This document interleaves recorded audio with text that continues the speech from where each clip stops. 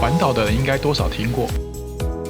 屏东有条风景优美的沿山公路，走过的人应该都对某段砂石车印象深刻。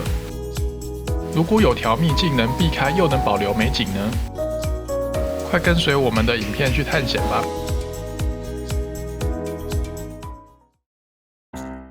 这是发生在这次环岛时的故事。当天我们补给完从茂林离开，根据计划，我们选择走屏东185县道。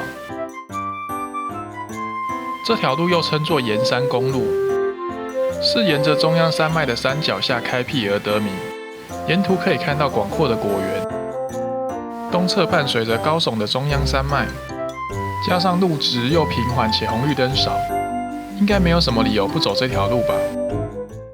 事实上却不是这样，因为这条路有一段距离砂石场很近，常常会有砂石车进出，以及长期重压下坑坑巴巴的路面。之前几次经过这里，都难逃被碎石细沙喷溅的命运，不但让人满满的干意，甚至萌生要去找自助洗车的想法。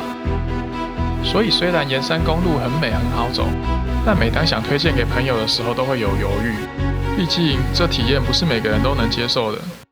不过这次出发前我们找到一条秘境，看起来能绕过恼人的砂石车出没路段，而且不会延长太多的行车时间。为了确定这条路是不是真的比较好走，于是把这个小探险加入了这次旅行。首先我们把导航设在丹林吊桥，看看是否能顺利到达。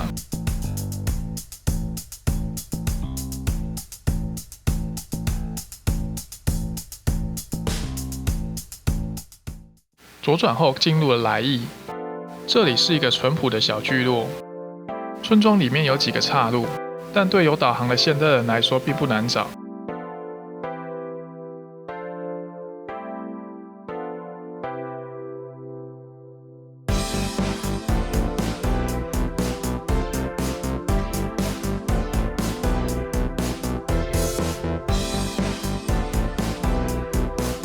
很快的，我们右手边看到了吊桥的身影。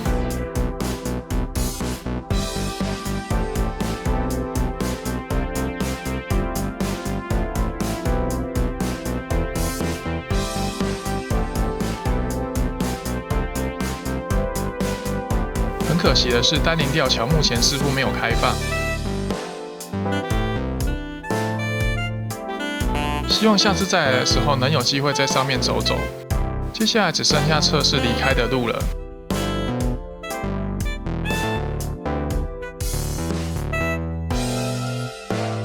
目前看起来这条路很有希望。沿路除了几个小弯跟岔路以外，剩下的都是平坦的道路。